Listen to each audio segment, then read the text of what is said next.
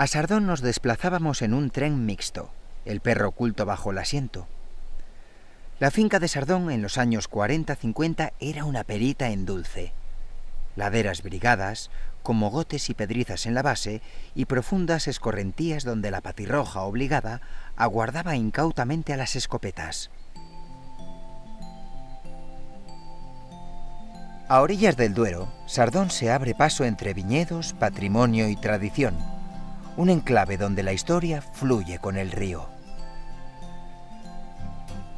Y continuamos esta bonita tercera ruta y llegamos a un lugar muy especial.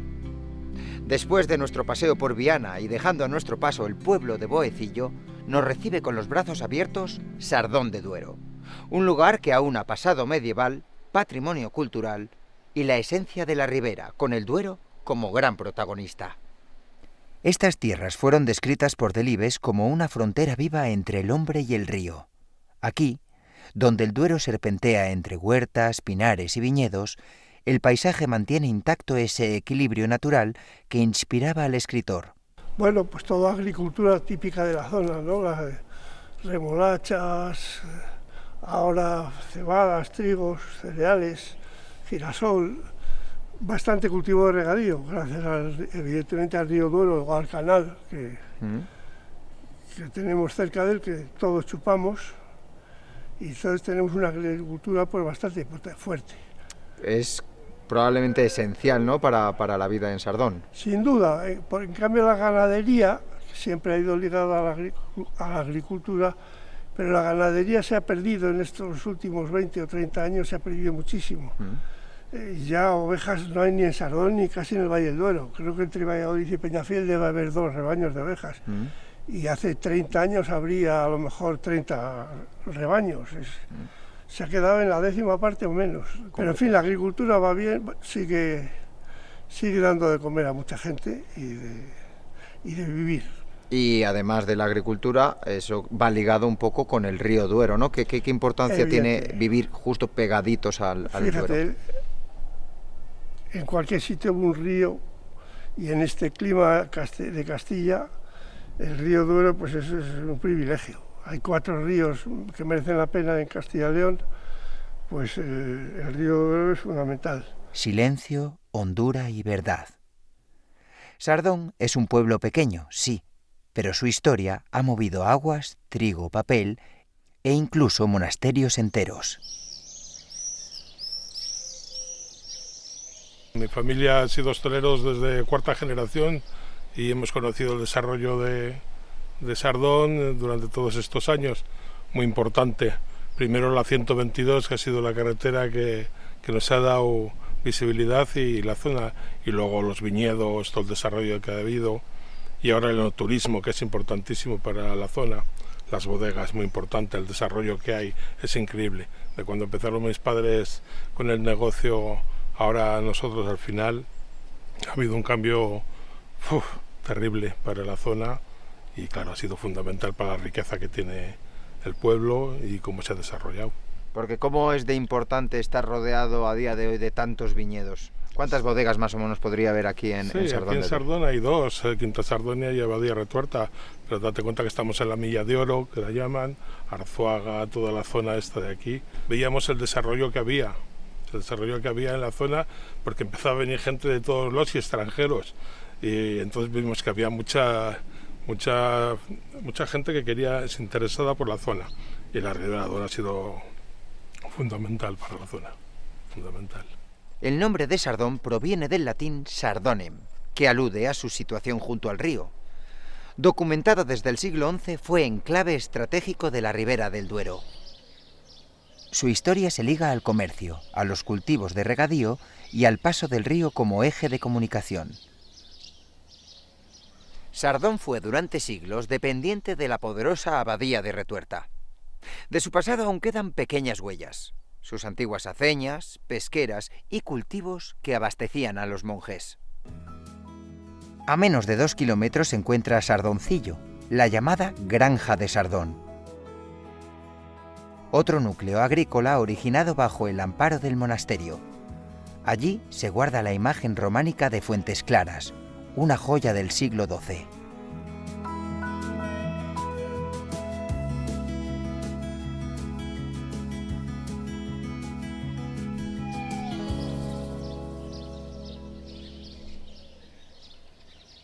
Sardoncillo, como la finca de Retuerta, era de los benedictinos, me parece recordar.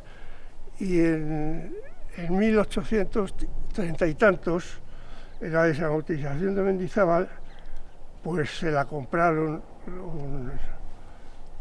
unos particulares, como todo lo de Mendizábal, y Sardoncillo era un añadido a Retuerta, es donde los frailes tenían agricultura, y en Retuerta tenían otras cosas, otro tipo de cultivos, pero aquí vivían la inmensa mayoría del caserío de Sardoncillo al caserío de Retuerta no hay 200 metros, pero sí que hay un río en medio que lo separa, el Duero, pero... Sí, que digamos que de ahí se abastecían, ¿no?, los monjes. De aquí se abastecían y se iban a rezar a su casa, que estaba al otro lado del río. La iglesia de San Juan Bautista, de origen románico, es uno de los principales monumentos de Sardón. Su ábside semicircular y sus reformas posteriores lo convierten en un edificio singular. A las afueras, el molino de Santa Eugenia recuerda la importancia de la molienda y de la energía hidráulica en la vida cotidiana del pueblo. Patrimonio que refleja siglos de esfuerzo y fe. En su interior se conservan retablos procedentes de la desamortización de Retuerta, algunos convertidos en relicarios. Son piezas únicas, silenciosas, que cuentan la historia de un templo que cayó a mediados del siglo XVIII y fue reconstruido con enorme esfuerzo por los vecinos. El molino de Santa Eugenia, levantado en 1814, fue fábrica de papel para cigarros, después de luz y finalmente molino harinero. Hoy permanece como una memoria industrial que marcó la economía local. La abadía de Santa María de Retuerta, fundada en el siglo XII por los monjes premonstratenses, es uno de los grandes tesoros de este entorno. Hoy, convertida en bodega y hotel, mantiene viva la memoria monástica y su vinculación con la viña. Un lugar donde la historia, arquitectura y vino se entrelazan. Le Domaine, el hotel instalado en la antigua hospedería del monasterio, es hoy uno de los alojamientos más exclusivos de España. Un ejemplo único de cómo unir patrimonio milenario con innovación en pleno corazón de la ribera del Duero. El claustro, la bodega del siglo XVI, el refectorio y la iglesia tardorrománica conviven con viñedos que siguen produciendo vinos de prestigio internacional. De Retuerta, de la finca de Retuerta, que hoy día se ha hecho un patrimonio allí magnífico, bueno lo era, desde el año 1100 o algo así.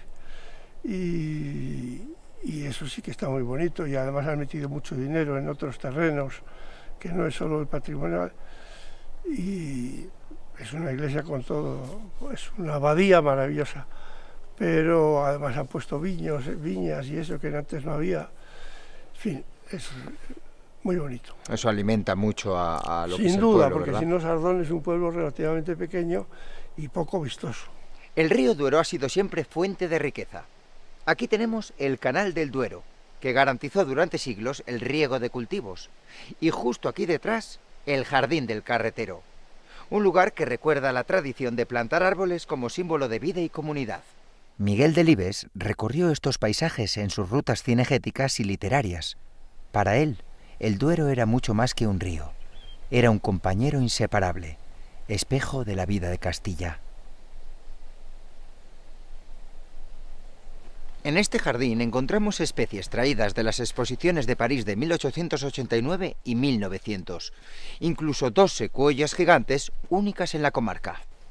Un entorno donde aún pueden escucharse abejarucos, cormoranes y chochines defendiendo sus nidos. En el siglo XIX, la llegada del tren convirtió a Sardón en un punto estratégico para el transporte del trigo hacia Valladolid y otros mercados. La estación, hoy en desuso, fue testimonio de aquella modernización. El tren trajo progreso, trabajo y unió Sardón con el mundo. Formó parte de la línea Valladolid-Ariza, conocida como el Tren del Trigo. Hoy, proyectos para convertirla en vía verde buscan devolverle vida como recorrido turístico. Primero, hay mucha tranquilidad y muy buena calidad de vida. Estamos a 29 kilómetros de Valladolid. Tenemos zonas para ver bonitas, como el Jardín del Carretero tan bonito. y para pasear, buenos sitios para pasear. Viene mucha gente a andar, bici, ahora que hay tanta gente que se interesa por salir a andar y estas cosas. Y el pueblo no es un pueblo que tenga catedrales ni historias, pero es muy agradable de vivir y muy bien comunicado. Las fiestas patronales de San Juan Bautista llenan de música y devoción las calles del pueblo. A ellas se suman verbenas, romerías y encuentros que mantienen vivo el espíritu comunitario. Momentos que refuerzan la identidad y la unión de sus gentes. En agosto, la Virgen del Patrocinio reúne a todo el pueblo en torno a procesiones, comidas populares y juegos infantiles. Un pueblo pequeño, pero con mucho pulso festivo. Sardón de Duero es historia, patrimonio y vino. Un lugar donde el pasado y el presente se dan la mano junto al río. Un pueblo que guarda la esencia de la ribera. Un rincón donde cada piedra, cada árbol y cada tramo del Duero sigue escribiendo la misma historia que Delibes amó, la historia eterna de Castilla.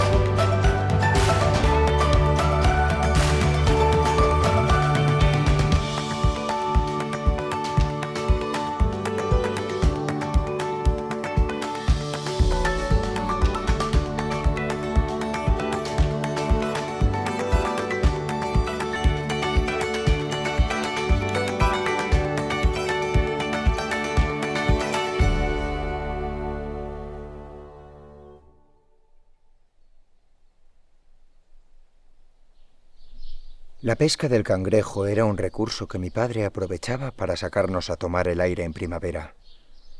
Mientras permanecíamos en Valladolid, solíamos ir a la Esgueva, bien a Renedo o valle arriba hasta Esguevillas o cualquier otro pueblo intermedio.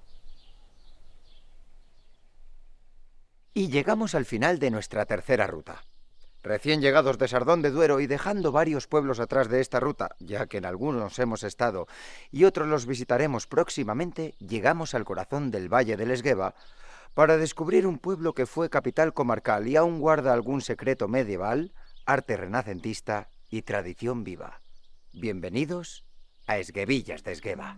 El Valle de Esgueva se extiende al este de Valladolid como una franja fértil, modelada por siglos de historia y trabajo. Aquí, los pueblos se suceden entre colinas suaves y tierras de cereal, pero Esguevillas destaca además por muchas otras cosas. Fue el punto neurálgico del valle durante la Edad Media, sede administrativa y eje de comunicaciones. Delibes conocía bien estas tierras y las recorrió cazando, observando, escribiendo, convirtiendo su paisaje en literatura viva. Situado a 31 kilómetros de Valladolid, Esguevillas se alza en la margen derecha del Valle del Esgueva. Su nombre, que evoca los riachuelos que desembocan en el río, ha cambiado a lo largo del tiempo. Esguevillas de Suso, Santiago de Esguevillas, hasta la actual denominación, reforzando su centralidad comarcal. Este lugar fue habitado por celtíberos, romanos, visigodos y árabes. Más tarde, en el siglo IX, fue fortificado por Alfonso III, formando parte de la línea defensiva del Duero. En el medievo, Esguevillas se consolidó como villa de realengo. En torno a su castillo, hoy desaparecido, crecieron barrios de artesanos y labradores, protegidos por murallas y por la iglesia de Sant Torquato. Su posición entre Valladolid y Burgos la convirtió en parada obligada de viajeros y comerciantes. Si hay un edificio que define a Esguevillas, es la iglesia de Sant Torquato, del siglo XVI. Su cabecera gótica tardía y la influencia herreriana en su portada revelan la grandeza de otro tiempo. 3 naves de piedra, bóvedas de crucería y retablos barrocos son testigos del esplendor de la villa. Aquí, en esta iglesia de Sant Torquato, encontramos una joya del siglo XIII, una virgen románica con el niño. Su sonrisa lleva acompañando a generaciones durante más de 700 años. El templo conserva un Cristo del siglo XVI y un órgano que aún resuena en las grandes celebraciones. El ayuntamiento, construido en 1893, recuerda la importancia administrativa de Esguevillas en la comarca. Si hay un edificio señero, quizás dos, el Palacio Consistorial, el Ayuntamiento, pero más importante aún es esta iglesia. Es una iglesia de planta basilical que se empezó en un gótico tardío, como se ve en estas bóvedas, y en aquella capilla del fondo de la iglesia, pero que al coincidir los años de su construcción con la construcción de la Catedral de Valladolid, que se estaba construyendo, y Juan de Herrera ser el arquitecto más importante que entonces había en Valladolid, que era la capital de España y la capital casi del mundo, porque España dominaba el mundo, pues entonces, al llegar precisamente aquí a esta zona, se pasan del gótico al neoclásico o herreriano. Y entonces esta iglesia, que nació para ser gótica, se terminó en herreriana. Pero mi vinculación con ella es enorme. La tengo un cariño especial. ¿Y por qué cree que se genera ese vínculo, al igual que se ha creado con usted, que se genera con la gente del pueblo? Pues bien, en la iglesia yo podría decir que muchas de las imágenes tienen recuerdos especiales para algunas de las personas. Por ejemplo, tenemos en aquella parte de allá un San Roque, que es el patrono, el protector de la peste, y Esguevillas, en el siglo XIX, fue el pueblo de la provincia de Valladolid que más afectó la peste, hasta tal punto que prácticamente murieron 2 médicos en el pueblo, en aquel mes y pico que duró, el mes de agosto de 1885. Era el cólera, entonces decían peste, era el cólera. Y otras vírgenes, por ejemplo, la Virgen del Rosario, que creo que tiene bastante importancia en esta iglesia, porque creo que los dominicos tuvieron una influencia grande en el pueblo. En la parte alta del pueblo se alza la ermita de San Vicente Ferrer, desde donde se bendicen los campos, y las viejas casonas, con bodegas subterráneas, recuerdan el paso que tuvo el vino en la economía local. Los chozos de cazadores, dispersos por los montes cercanos, son testigos de otra forma de vida ligada al campo. Y si preguntas por el pilón de San Vicente, los mayores aún cuentan que el santo hizo brotar agua con un golpe de su bastón.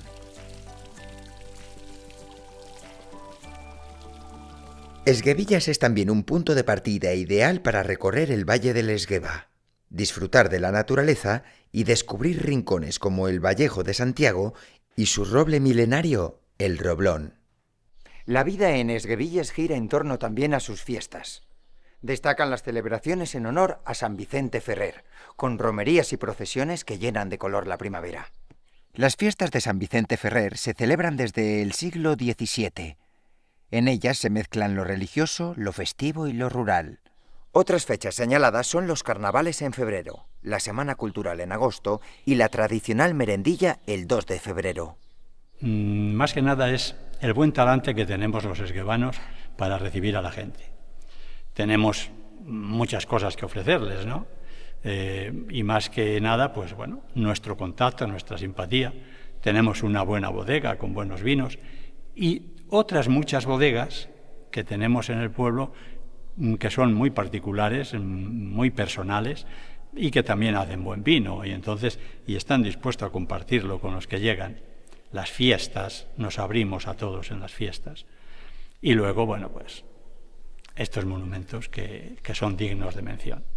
Y llegamos a uno de los secretos que guarda Esguevillas de Esgueva, el Museo de la Moto Antigua, con más de 40 modelos clásicos. Si os parece, vamos a conocerlos.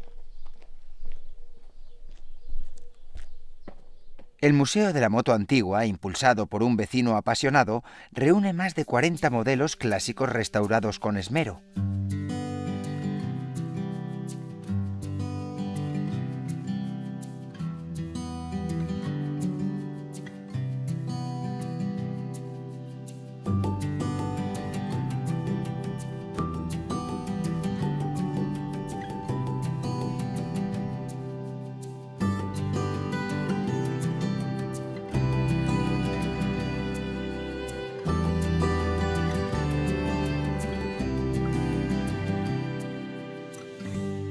Cuando comenzaste a crear este museo, ¿creías que iba a tener tanta Pues repercusión? la verdad es que no. La verdad es que esto surgió una idea así un poco rápida y no pensé que iba a tener tanta repercusión, la verdad. ¿Y por qué decidiste que fuera en Esguevillas? Bueno, la decisión no es que la decidí yo, o sea que esto fue mediación de un amiguete que compró estas motos y tal, y me dijo que como sabía que me gustaban mucho las motos y tal, me los puso estando aquí en el ayuntamiento. Dice, mira, dice José Luis, dice Peque, que me llaman aquí, ¿no? Dice, mira, he comprado todas estas motos, ¿te interesa que las pongáis en algún lado? Os las presto y tal. Y así surgió la idea.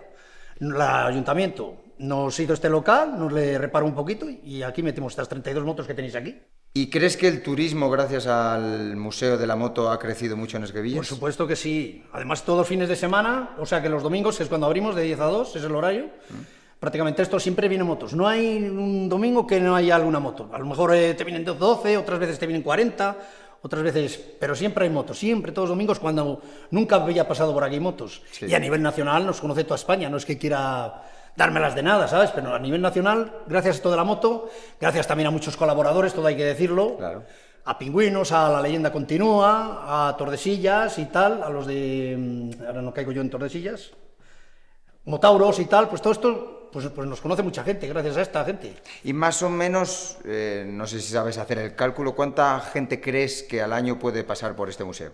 Eso no sabría hacerte el cálculo, pero muchísima gente. El cálculo exacto no te lo sabría decir, porque es que luego hacemos también quedadas moteras. Luego hay muchos que, por ejemplo, el jubileo motero ha pasado por aquí, que es del arzobispado, y pues pasaron, pues no sé decirte, a lo mejor 600 personas o, ¿sabes? Muchísimas. Es un número. Entonces no te puedo decir... Porque claro, mira, ahora por ejemplo Motoabuelas, que es de motos clásicas, que lo hacen en un pueblo que se llama, de un pueblo de Aranda de Duero.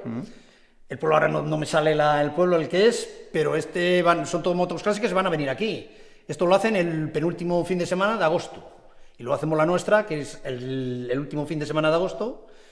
Y lo hacemos también en todo tema relacionado con la moto clásica. Que toda la persona que le guste la moto clásica, que venga aquí a Esguevillas, que aquí va a encontrar mucha marca española, claro está, pero la mayoría motos clásicas.